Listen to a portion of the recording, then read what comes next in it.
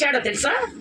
మీ పిల్లలను కూడా ఈ విధంగా పెంచుకోవాలని ఆ మాదిరి దేవుడు చూపించాడు. మరి నీ పిల్లలను ఎక్కడ పెంచుతున్నావో ఒక్కసారి నువ్వు జ్ఞాపకం చేసుకో. దేవుని బిడ్డలారా, మనం దేవుని అంగీకరించి మనలో చూసి అందరూ మంచివాళ్ళు అంటున్నారు. మరి నీ పిల్లలను కూడా చూసి అందరూ మంచివాళ్ళు అనిపించుకోవాలన్నా అనిపించుకోకూడదా? అమ్మా, అనిపించుకోకూడదా? అనిపించుకోవాలంటే నీ పిల్లలను పెంచే పద్ధతిలోనే మనం పెంచాలి. అయ్యా నువ్వు ఇట్లే చెప్పు, మేము వెంటనే ఉంటాం, ఈ విధంగా నడుచుకుంటాం అంటే అది నీ ఇష్టం.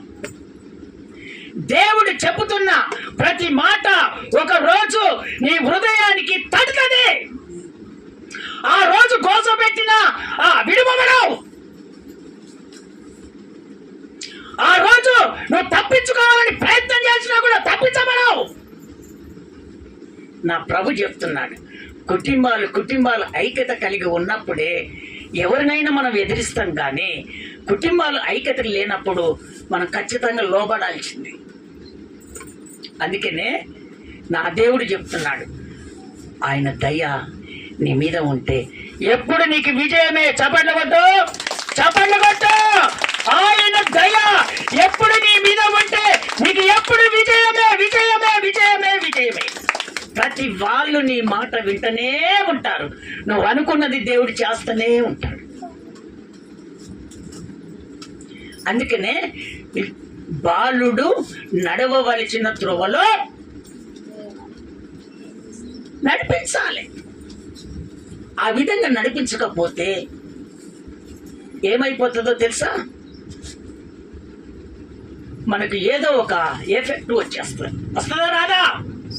అమ్మా, ఆయన మార్గాన్ని మనం నేర్పాలనా నేర్పకూడదా? నేర్పకపోతే ఏదో ఒకటి ఎఫెక్ట్ మన మీదకి వచ్చేస్తుంది. అందుకనే అక్కడ యేసు ప్రభు ఏ విధంగా వర్ధిల్లుతున్నాడో అదే మాదిరిగా మన కుటుంబాలలో ఉండట్టే మన పిల్లలు కూడా వర్ధిల్లుతూనే ఉండాలట దేవుడు కోరుకున్న మాట. ఇప్పుడు దేవునికి మీరు పిల్లల పెద్దవాళ్ళమ్మా? అమ్మా చెప్పండి, పిల్లలా పెద్దవాళ్ళ? నాకంటే పెద్దవాళ్ళ మీరు పిల్లలా? అమ్మా పిల్లలే కదా. చేతులెత్తి స్తోత్రాలు చెప్తారా గట్టిగా? ఏమయ్యా నువ్వు ఇంత ఉన్నావు, అదేనా మాట అనుకునేవారు అనుకోరు. కానీ అనిపించే వాళ్ళు దేవుని వాక్యాన్ని తెలుసుకోవాలి. పెట్టినారా దేవుని బిడ్డలారా? నేను ఎంత చిన్నోనైనా మీరు పిల్లలా కాదా? పిల్లలే. అందుకనే దేవుని బిడ్డలారా, మీరు క్రమాన్ని పాటించి ఆ పద్ధతుల్లో మీరు నడిచినప్పుడు ఖచ్చితంగా నా దేవుడు ఖచ్చితంగా విజయాన్ని అనుగ్రహించబోతున్నాడు. ఎవరి కుటుంబంలో ఒక కుటుంబంలో చాలా బాధలో ఉన్నారు, ఇదిగో డబ్బులు లేవని ఎంతో బాధపడుతున్నారు, చాలా పరిస్థితుల్లో ఉన్నారు. కానీ నా దేవుడు చెప్తున్నాడు, ఆ కుటుంబానికి డబ్బులు ఖచ్చితంగా వచ్చేసాయి. ఇదిగో ఖచ్చితంగా ఈ రోజు నుంచి ఆ కుటుంబములో లేదన్న కుంట ఇక కలుగుతూనే ఉంటున్నాయే. ఎందుకంటే కొన్ని రోజులు దేవుడు చూస్తాడు. ఇప్పుడు వాక్యాన్ని నువ్వు విని ఒక ప్రవర్తనలోనికి నువ్వు వచ్చావు కాబట్టి, నీ మనసు మార్చుకుంటున్నావు కాబట్టి దేవుడు నీతో మాట్లాడుతున్నాడు. అందుకనే ఖచ్చితంగా నీ కుటుంబంలో ఇక తరగని సంపాదన దేవుడు అనుగ్రహించబోతున్నాడు. చదవండి, దేవుని వాక్యములోనికి వెళ్దాం. కీర్తనల పుస్తకము 100వ కీర్తన 5వ వచనం. 100వ కీర్తన 5వ వచనం. యెహోవా దయాళుడు, ఆయన కృప నిత్యము ఉండును. ఆయన సత్యము తరతరములు ఉండును. ఆయన సత్యము తరతరములు ఉండును. దేవుని బిడ్డలారా, నువ్వు సత్యములో నిలబడితే తరతరములు నీకు ఏది దేవుడు తక్కువ చేయడు. ఆయన దయాళుడు, దయ చూసే దేవుడైనా నువ్వు ఏమి లేదని కృంగిపోతుంటే నా దేవుడు నిన్ను చూస్తూ ఊరుకోడు. ఆయన దయ దాల్చుతూనే ఉంటాడు. ఐస్కాలం అంట. ఐస్కాలం అంటే ఎప్పటి వరకు? అంతవరకు. యేసు ప్రభుని నమ్ముకున్నటువంటి వారికి మరణము లేదు. ఎప్పుడు మనం జీవిస్తూనే ఉంటాము. ఆ ఆయుష్కాలం అంతా మనకు దేవుని దయ ఉంటనే ఉంటది. అందుకనే సత్యములో నిలబడాలి. దేవుని బిడ్డలారా, సత్యములో నిలబడాలి. సత్యములో నిలబడకపోతే మీకు శోధనలు వస్తాయి, ఇబ్బందులు వస్తాయి. ఇదిగో ఏదో ఒక రకంగా సాతానుడు నిన్ను ఏ రకంగా చేతనైనా సరే వెరవేసి ఏదో ప్రకారంగా చేయాలని ఆశపడతాడు. అందుకనే సత్యములో నిలబడాలి. సత్యంలో నిలబడాలి. ఏదో ఆకర్షణ కొరడానికి ఏదో మనం చేసుకున్నంత మాత్రాన పెట్టినారా, ఏదో చేసుకున్నంత మాత్రాన మనము డెవలపింగ్ కాదు.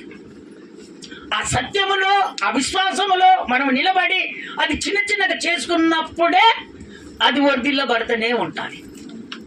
స్తోత్రం చెప్తారా ఒకసారి గట్టిగా?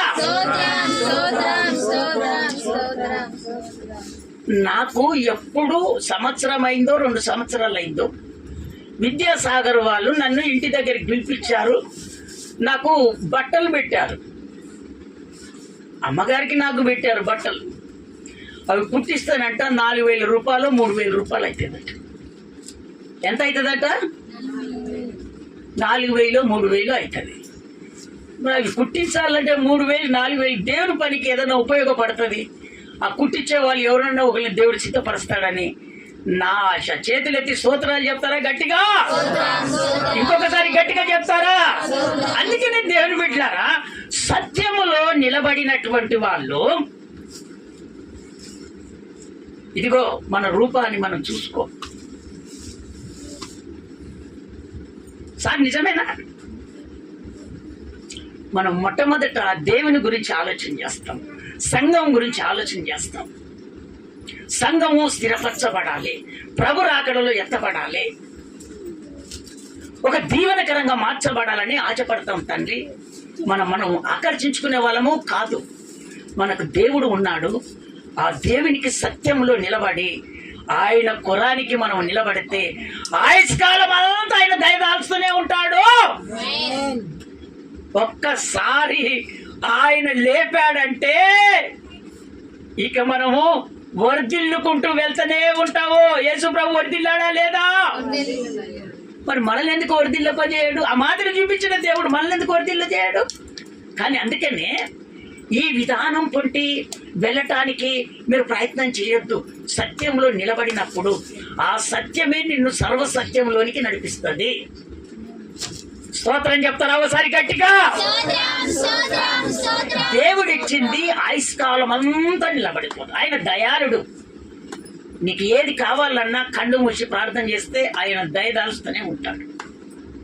నీకు ఏది కావాలనో వాక్యం వింటున్నటువంటి దేవుని బిడ్డ నీ హృదయంలో మనసాక్షి పెట్టుకొని, అయ్యా నువ్వు నాతో మాట్లాడినావు, నువ్వు దయాళుడు, నాకు ఇది జరగాలని నీ మనసులో ఒక్కసారి అనుకో.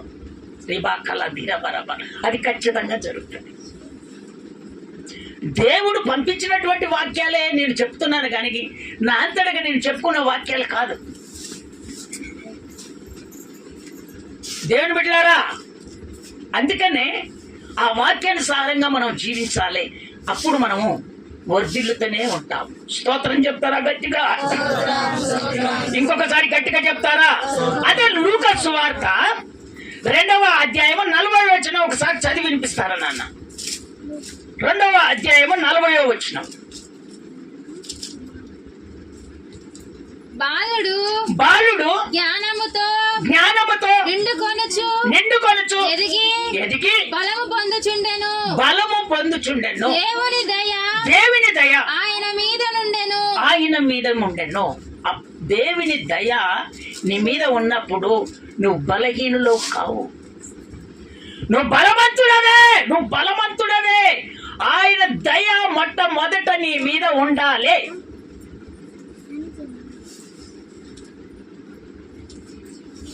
నువ్వు ఎప్పటికి బలహీనుడు కావు, నువ్వు బలవంతుడిగా నిలబడతావు. బలము నొందుతూ చుండెను. ఎక్కడ కూడా దేవుడు నిన్ను తీసివేయడు. ఎక్కడ కూడా నిన్ను అన్న మాటకు జవాబు ఇవ్వకుండా ఎప్పుడు ఉన్నాడో ఆయన ఖచ్చితంగా ఇస్తాడు. అందుకనే నువ్వు బలము కలిగి నిలబడాలని నా దేవుడు కోరుకుంటున్నాడు. అందుకనే నీవు ఈ రోజు నుంచి ఆయన దయ నీ మీద ఉన్నది, ఆయన నీతో మాట్లాడుతున్నాడు. ఖచ్చితంగా బలము పొంది నువ్వు వర్ధిల్లుతూనే ఉంటావు. స్తోత్రం చెప్తారా గట్టిగా? ఒక మాట చదువుతారా? కీర్తనల పుస్తకము, కీర్తనల పుస్తకము, కీర్తనల పుస్తకము 30వ అధ్యాయము 5వ వచనం.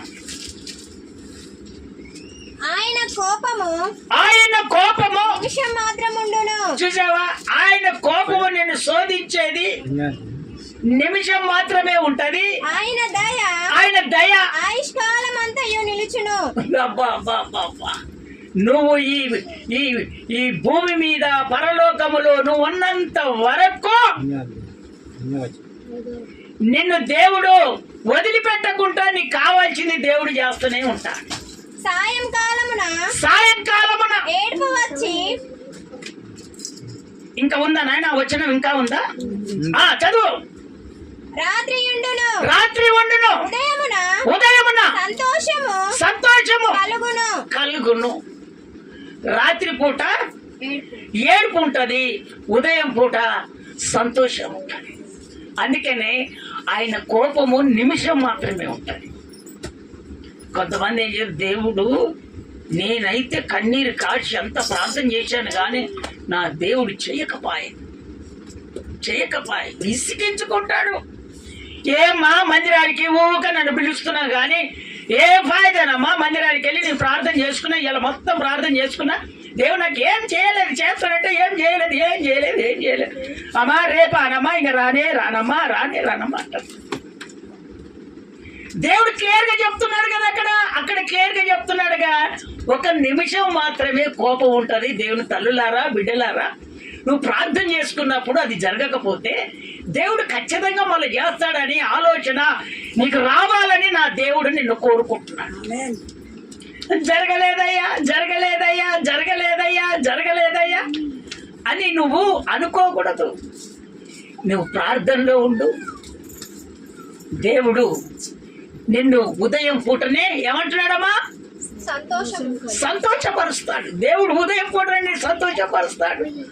నీ కళ్ళలో వచ్చి మాట్లాడతాడు. నువ్వు ప్రార్థన చేస్తున్నప్పుడు స్వరంతో మాట్లాడతాడు. నిన్ను లేపి కూర్చొని పెట్టి మాట్లాడతాడు. అమ్మా నా దయ ఆయుష్కాలం అంతా నీ మీదనే ఉందమ్మా అని నా దేవుడు చెప్తూనే ఉంటాడు. దేవుని బిడ్డలారా, నీవు వర్ధిల్లబడాలని నా దేవుడు కోరుకుంటున్నాడు. అందుకనే మాట తప్పని దేవునికి నువ్వు ఎప్పుడైతే ఆయన అంగీకరించి ఆయన పద్ధతిలో నువ్వు నడుచుకుంటున్నావో ఆయన చేయక ఎప్పుడూ మానడు. స్తోత్రం చెప్తారా ఒకసారి గట్టిగా? 1 సామెలు పుస్తకం 2వ అధ్యాయము 26వ వచనం. బాలుడగు సమూయేలు ఇంకను ఎదుగుచు యెహోవా దయయందును మనుషుల దయయందును వర్ధిల్లుచుండాడు. పాత గ్రంథములో ఉన్నటువంటి భక్తుడు. అలాంటి భక్తి పరులు పాత నిబంధన గ్రంథంలో కూడా ఉన్నారు. అదే మాదిరి యేసు ప్రభు ఈ భూమి మీద మళ్ళీ చూపించాడు. మరి నీ భక్తి ఏ విధంగా ఉందో ఒక్కసారి ట్రయల్ చేసుకోవని నా దేవుడు చెప్తున్నాడు. మళ్ళీ రిపీట్ చేయ మాట, రిపీట్ చేయి అమ్మా, వినండి. బాలుడగు సమూయేలు ఇంకను ఎదుగుచు యెహోవా దయయందును మనుషుల దయయందును వర్ధిల్లుతూనే ఉన్నాడు. మంచివాడు అనిపిస్తున్నాడు మనుషులలో. దేవుని దయ లేకపోతే నీకు వర్ధిల్లలేవు. దేవుని దయ ఉంటే ఖచ్చితంగా నువ్వు వర్ధిల్లుతావు.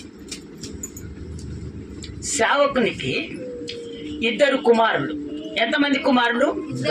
2 కుమారులు. ఆయన పేరేంటే ఏలి. ఏం పేరు ఆయన పేరు? ఏలి. దైవజనుడికి 2 కుమారులు. ఈ దైవజనుడు ఏమనుకుంటున్నాడంటే, నేను సేవ చేశాను కదా, నాకన్నా నా కుమారుడు ఇంకా బలమైన సేవ చేయాలని ఆశపడుతున్నాడు. ఇంకా దేవుని నామాన్ని ఉచ్చరింపజేయాలి, ఇంకా ప్రకటించాలి, అనేకులను ప్రభు ఎదుట నిలబెట్టాలి. నేను ఒక్కంతు చేస్తే నా కుమారులు 2 చేయాలని ఆశపడుతున్నాడు. ఎవరు? తండ్రి. దైవజనుడు ఆశపడుతున్నాడు.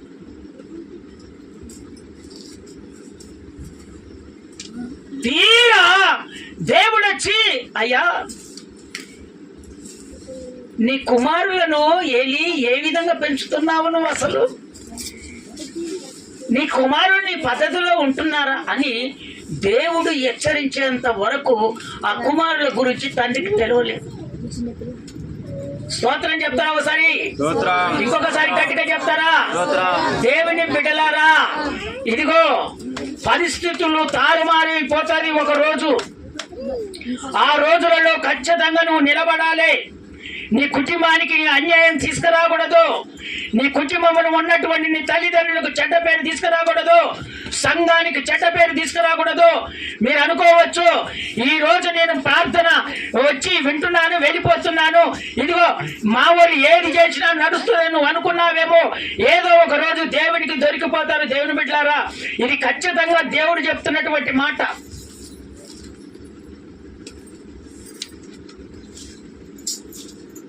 ఒక తల్లి నల్గొండల బెస్సి, ఆమె పేరు. మొన్నటి దినాన పోయొచ్చాను. మన మార్త ఇంటి పక్కనే ఉంటది. తన భర్త పోలీస్, అన్యులలో పెళ్లి చేసుకుంది. తన భర్త కోరానికి ప్రార్థన చేస్తే, ఇప్పుడు పోలీసు వాళ్ళు మారాలంటే చాలా కష్టం, కానీ తన భర్తను మార్చుకుంది. ఒక్కసారి స్తోత్రాలు చెప్తారా గట్టిగా? ఇంకొకసారి గట్టిగా చెప్తారా? ఇంకొకసారి గట్టిగా చెప్తారా? దేవుని బిడ్డలారా, నా భర్త మారట్లేదు, నా పిల్లలు మారట్లేదు. ఎందుకు మారరు? దేనికి మారరు? ఎందుకు మారరు? నీ భర్త ఎందుకు మారడమ్మా? నీ పిల్లలు ఎందుకు మారరు? ఒక ఉద్యోగస్తుడు దేవుడు అంటేనే గిట్టదు. అలాంటిది వాళ్ళే మారిన తర్వాత అసలు పొరపాటు చేసేది కుటుంబంలో నీవు. అసలు చేసేది నువ్వు, మొట్టమొదటి చేసేది నువ్వు. అక్కడిక్కడ కూర్చొని అల మాటలు ఇలా మాటలు విని నీ కుటుంబాన్ని ఖరాబ్ చేసుకోవడం నీవు. దేవుని మీద అపనందన ఏయటం కాదు, చెడగొట్టుకునేది నీవు. అసలు ఈ కుటుంబాన్ని దేవుడు వర్ధిల్లింపజేయాలని ఆశపడుతున్నాడు. మరి నువ్వేం చేస్తున్నావు? ఏదో అనారోగ్యం వచ్చింది, ఏదో ఆశీర్వాదం కావాలంటే కుమిలి కుమిలి కన్నీరు గారుస్తున్నవే. మరి అదే ఎవరు లేని సమయాన రోజు 1 గంట దేవుని కొరానికి కన్నీరు గాల్చి ప్రార్థన చేసుకుంటే, అమ్మా నీకు దేవుని దగ్గర మేలు దొరకదా? అమ్మా దేవుని దగ్గర నీకు మేలు దొరకదా?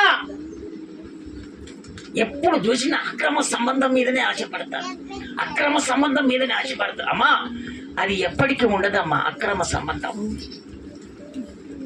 ఎంతో మంది ఇదిగో అవన్నీ పారేసుకొని ఇదిగో సత్యంలో నిలబడి దేవుని కొరకు వైరాగ్యం కలిగి జీవించే వాళ్ళు ఎందరెందరో. ప్రభా నీ పేరు పెట్టుకొని నేను తప్పు చేసి డబ్బులు సంపాదించుకున్నానయ్యా, నన్ను దయతో క్షమించు అని యేసయ్య పాదాలు పట్టుకునే వాళ్ళు ఎందరెందరో. అందుకని ఆయన మహాకృపను బట్టి ఆయన సత్యాన్ని మన మధ్యకు తీసుకొని వచ్చినప్పుడు నీలో ఎంత ప్రవర్తన రావాలి, నీలో ఎంత మార్పు రావాలి. సత్యం లేక ఎంతో మంది దూర దూర ప్రాంతాలకు వెళ్ళిపోతున్నారు. దేవుడు నీకు సత్యం ఇస్తే ఆ సత్యాన్ని నువ్వేం చేస్తున్నావు? ఆకర్షించే వాళ్ళతో పర్యాచమాడుతున్నావు, ఆకర్షించే వాళ్ళతో సంతోషపడుతున్నావు. అందుకనే నా దేవుడు చెప్తున్నటువంటి మాట, అవన్నీ తీసివేసి నువ్వు సత్యంలో నిలబడు. నా దేవుడు ఏదో ఒకరోజు ఆస్తికర్తగా నిన్ను దేవుడు చేస్తాడు. అక్కడ సందేహము అసలే లేదు, అసలే లేదు. చూడు, ఆ ఇద్దరు కుమారులు నాకన్నా ఎక్కువ సేవ చేయాలని ఆశపడ్డారు. దేవుడి దర్శనం, ఏం కుమారులుగా అన్నావయ్యా, ఏం పద్ధతులు, అసలు కుమారులేనా? అసలు నువ్వు సేవ చేస్తున్నావా? నీ కుమారులు దుర్మార్గులు అయిపోయారు. నా సన్నిధికి వచ్చే నా విశ్వాసులందరిని పాడు చేస్తున్నారు. నా సన్నిధికి వచ్చే నా బిడ్డలందరినీ ఇదిగో ఏది కావాలంటే వాళ్ళ దగ్గరికి వెళ్ళి భయపెట్టి తీసుకొని పోతున్నారు నీ పేరు చెప్పి. అదొక సేవనా నీది? ఇంకా నీ కుటుంబాన్ని నువ్వు చూసుకోవట్లేదు, నా సేవ ఏ విధంగా నువ్వు చేస్తావు? అప్పుడు వెళ్ళి దేవుని ఎదుట ప్రార్థన చేయటం మొదలుపెట్టాడు. స్తోత్రం చెప్తారా ఒకసారి గట్టిగా? ఇంకొకసారి గట్టిగా చెప్తారా? అయ్యా, ఈ సేవ ఆగిపోకూడదు. నా కుమారులు దుర్మార్గులు అయినా సరే ఈ సేవ ఆగిపోకూడదయ్యా. ఇదిగో నాకు బదులుగా ఇంకొకరిని మీరు సిద్ధపరచండి. ఇక ప్రార్థన చేయటం మొదలుపెట్టాడు. ఏలే, నీ కుమారులు కానీ అయ్యా పోనీ, నా కుమారుడు తప్పు చేసిందంటే ఒళ్ళు పెట్టుకొని ముజికన్నా ముద్దు వాడిని హెచ్చరించరు. పాప తప్పు చేస్తే హెచ్చరించరు. మళ్ళీ దేవుని దగ్గరికి వచ్చేదని మేలు కలగపోని దేవుని దగ్గరికి వెళ్తేగా భయపడతాడు, బాధ చేయించుకుంటుకో ఇదైతే అంటారు. అదుపులో పెట్టుకునేదైతే లేదు. అది పెట్టుకోరు. అమ్మా, యేసు ప్రభు ఉన్నది ఉన్నట్టుగా ఈ భూమి మీద మనకు చూపించాడు. తల్లి, నువ్వు వాక్యాన్ని వినట్లేదు, మనుషుల మాటలు వింటున్నావు. మనుషుల మాటలు విని నీ కుటుంబానంతా ఖరాబు చేసుకుంటున్నాడు. నా దేవుడు ఏదో ఒక రోజు నేను వర్ధిల్ల చేయాలనే ఆశపడుతున్నాడు. అందుకనే ఈరోజు చక్కగా బహుతేటగా దేవుడు నీతో మాట్లాడుతున్నాడు. ఇదిగో, నీ కుటుంబం వర్ధిల్లాలంటే నీలో ప్రవర్తన మారాలని నా దేవుడు కోరుకుంటున్నాడు. అయ్యా పోనీ అన్న కానీ వెంటనే నా దేవుడు ఆ సామ్యలను తీసుకొని వచ్చి దేవుని మందిరములో అమ్మ గుడ్డలు గుట్టించి తీసుకొని వచ్చి దైవజనుని చేతిలో పెట్టింది. చేతులెత్తి స్తోత్రాలు చెప్తారా గట్టిగా? ఇంకొకసారి గట్టిగా చెప్తారా? అందుకనే దేవుని బిడ్డలారా, ఇదిగో నీ కుటుంబంలో నీ ప్రవర్తనలో మార్పు లేకపోతే నీ పిల్లలు కూడా అదే ప్రవర్తనలో నడుచుకుంటూ పోతారు. నీ కుటుంబంలో నీలో సత్యం లేకపోతే, నీలో విశ్వాసం లేకపోతే, నీ కుటుంబంలో నీలో ప్రార్థన లేకపోతే, నీ కుటుంబంలో నీవు ఆయన అడుగుజాడలో నడవకపోతే నీ పిల్లలు కూడా ఆ విధంగా తయారైపోతారు. నీలో మార్పు రావాలని నా దేవుడు ఈ రోజు నీతో కోరుకుంటున్నాడు. నువ్వు వర్ధిల్లాలని ఆశపడుతున్నాడు. నా దయ ఆయుష్కాలం అంతా నీ మీద ఉన్నదని దేవుడు చెప్తున్నాడు. నువ్వే పని చేస్తున్నావు?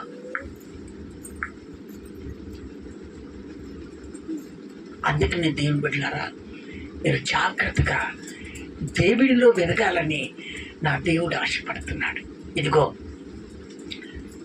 ఆ సామ్యాలను తీసుకొని వచ్చి తల్లి దైవజనునికి అప్పగిస్తే ఆ దైవజనుడు ఏలి తర్వాత ఆ సేవను చేసి ఒక ప్రవక్తగా ఇజ్రాయేలు ప్రజలను నడిపించడం మొదలు పెట్టాడు. చప్పట్లు. నీ కుటుంబంలో కూడా ఒక ప్రవక్తను లేపాలి. నీ కుటుంబంలో కూడా ఒక ప్రార్థన పౌరుడిగా లేపాలి.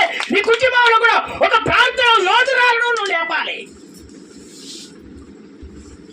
నువ్వు మొట్టమొదట నీ ప్రార్థనే కరువైపోయిన తర్వాత నీ కుటుంబంలో వాళ్ళెట్లా లేస్తారమ్మా? ఏలి వదులుకున్నాడు, దుర్మార్గులారా పా, నీ బ్రతుకులు ఇంతే. నేను ఏదో ఆశపడాలని ఆశపడ్డా, కానీ నాకు తెలియకుండా మీరు చేశారు. నా దేవుడే చక్కగా వచ్చి నాతో మాట్లాడాడు. సమ్మరిస్తానయ్యా ఏది అడగాలి అయ్యా, కానీ అంతకన్నా భాగ్యం ఏముంది అన్నాడు. ఇంకెంటనే దైవజనుడికి సామ్యేలుని తీసుకొచ్చి పెట్టాడు. దేవుడు అతన్ని వర్ధిల్లింప చేయటం మొదలు పెట్టాడు. అందుకనే దేవుని బిడ్డారా, మన దేవుడు ఖచ్చితంగా మనలను వర్ధిల్లింపజేస్తాడు. కానీ ఎక్కడనో పొరపాటు జరుగుతున్నాయి, వాటినన్నిటిని నువ్వు సర్దిద్దుకో. నా దేవుడు సకలము నీకు ఇవ్వాలని ఆశపడుతున్నాడు. నువ్వు ఏది అడిగితే అది నీకు ఇవ్వాలని నా దేవుడు ఆశపడుతున్నాడు. కానీ నువ్వేం చేస్తున్నావంటే మనసు తిప్పుకుంటున్నావు. మనసు మార్చుకోమని చెప్తున్నాడు. మనసుని తిప్పుకుంటున్నావు. దేవుని మీద ఉన్నటువంటి భక్తిని నువ్వు ఖరాబు చేసుకుంటున్నావు. దేవుని బిడ్డ అట్ట ఖరాబు చేసుకోకూడదు. నా దేవుడు నిన్ను వర్ధిల్లింప చేస్తూనే ఉంటాడు. ఇప్పుడు తన కుమారులను తప్పించినందుకు మళ్ళీ ఒకరిని దేవుడు సిద్ధపరిచాడా లేదా? మళ్ళా ఆ తల్లి ఒప్పుకున్నట్టుగా తీసుకొచ్చి దేవుని మందిరంలో పెట్టాడు. తర్వాత ఆమెను పిలిచి, అమ్మా, దేవుడు మళ్ళీ నీకు సంతానం ఇస్తాడమ్మా అని ప్రార్థన చేశాడు. మళ్ళీ 3 కుమారులు 2 కుమార్తెలు పుట్టాడు. చూసావా ఎంత నమ్మకం! కుమారుని సేవకీయమ్మ, కుమార్తెని సేవకీయమ్మంటే వాడు సేవ చేస్తే నిన్ను అనేకులు, ఓ మా అమ్మ నాన్న మమ్మల్ని కన్నారు, ఎంత అబ్బా వైరాగ దేశాలు వాడు నీ పేరు చెప్తాడమ్మా.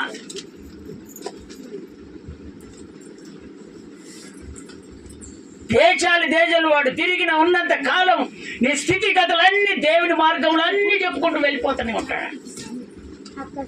సేవ అంటే భయం, ఉద్యోగం అంటే అమ్మా. అందుకనే దేవుని బిడ్డారా, ఈ పద్ధతుల్లో మీరు నడుచుకొని ఆ విధంగా మీరు వెదిగితే, నా ప్రభు అంటున్నాడు, ఒక కుటుంబము వీధుల పడిందని ఆశపడుతున్నావు. నా దేవుడు చెప్తున్నాడు, ఆ కుటుంబానికి దేవుడు ధైర్యం ఇస్తున్నాడు. ఆ కుటుంబం ఈ నెల కాదు, వచ్చే నెల లోపట్ల ఆ కుటుంబంలో తరగని సంపాదన దేవుడు పెట్టబోతున్నాడు. స్తోత్రం చెప్తామా గట్టిగా? ఇంకొకసారి గట్టిగా చెప్తామా? ఈ కలిబొలి మాటలు కాదు, ఈ దేవుడు మాట్లాడుతున్నటువంటి మాటలు. ఇంత గొప్ప దైవజనుడు మీరు పెట్టుకొని దేవుని ప్రాంతంలో నిలబెట్టుకొని మీరు ఆకర్షణ గుణాలకు ఎందుకు వెళ్ళిపోతారు? మనుషులను చూడొద్దు. లావు బక్క తేడా, పొట్టి సన్న నల్ల ఇవన్నీ ఎప్పుడు చూడొద్దు. కారు బంగ్లా ఇవన్నీ ఎప్పుడు చూడొద్దు. ఇవన్నీ చూడకూడదు. నా దేవునికి అవి ఇష్టమైనటువంటి కావు. నీ ప్రవర్తన చాలంతే, నీ విశ్వాసం చాలు దేవునికి, అంతే. నిన్ను వర్ధిల్లింప చేయటం మొదలు పెడతానే ఉంటాడు. వాళ్ళు చూస్తుండగానే నేను వర్ధిల్లింప చేస్తాను. అది దేవుడు కోరుకున్నట్టు. చివరి మాట, ఒక్క మాట చదువుతాం. 1 కొరింథీయులకు రాసిన పత్రిక 16వ అధ్యాయం 2వ వచనం. వర్ధిల్లిన తర్వాతనంట దేవునికి ఇవ్వటం కూడా దేవుని చిత్తమై ఉన్నదట. ఇగో దేవుడు చెప్తున్నాడు అక్కడ మాట. నేను వచ్చినప్పుడు చంద వసూలు చేస్తారు కొంతమంది. అయ్యా, ఆ ఇంటికి పోయి బియ్యం తీసుకురా పొర్రు, ఆ ఇంటికి పోయి అరే 100 రూపాయలు పట్టుకురా పొర్రు, ఇంటికి పోయి అరే అవి తీసుకురాపో ఇవి తీసుకురాపో దేవుని మందిరానికి అని వాడు చెప్తాడు. ఇది పొట్ట ఇది పొట్ట నింపుకుంటాడు. దేవుడి పేరు చెప్తాడు, ఇది పొట్ట నింపుకుంటాడు. మైకు తరంగాలలో దేవుని వాక్యము వెళ్ళలవుతుంది. దేవుని బిడ్డలారా, సత్యములో మీరు నిలబడాలని నా దేవుడు కోరుకుంటున్నాడు. సత్యాన్ని అణిచివేయాలని ఎంత ప్రయత్నం చేసినా నా దేవుడు గడ్డి పుల్లతో మాట్లాడగలిగినటువంటి దేవుడు నా నజరేయుడైన యేసు గట్టి పుల్లని నిలబెట్టుకొని సేవ చేయించగలడు.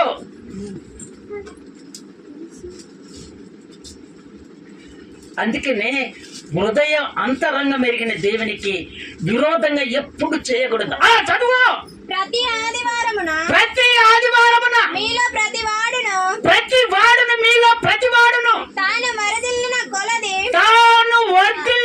కొలది తన యొద్ద కొంత సొమ్ము నిలువ చేయవలెను. ఇగో నిలువ చెయ్యాలి. ఈ నిలువ చేస్తే నేను ఇంకా ఎక్కడైతే సంఘం బలహీనంగా ఉందో అక్కడ ఈ పొగ్గు చేసినవన్నీ నేను అక్కడికి పంపిస్తాను. నీ సంఘములో ఏది తక్కువ ఉందో, నీ సంఘానికి ఏది కావాలనో అది నేను తీసుకొచ్చి పెడతాను. మాటికి అందరూ ఆ ఇంటికి పోయి ఆ పట్టుకొని అయ్యి ఇవన్నీ అంత వ్యర్థమైనటువంటి జోళ్ళు ఇవన్నీ. ఆ ఇంటికాడ 100 రూపాయలు తీసుకుని ఆ ఇంటికాడ 100 ఎంత వేస్ట్ పనులు ఇవన్నీ.